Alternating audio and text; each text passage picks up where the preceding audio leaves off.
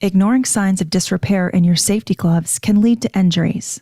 An ISHN article by Rick Pedley. The working life of your safety gloves depends largely on the material. The longevity of your gloves also depends on how well you maintain them, how often you're using them, and the type of work you're using them for. The more dangerous or dirty the job, the more your gloves will need to be maintained.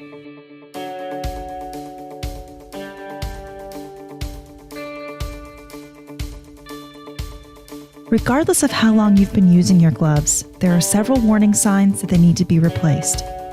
Keep your eyes out for these red flags.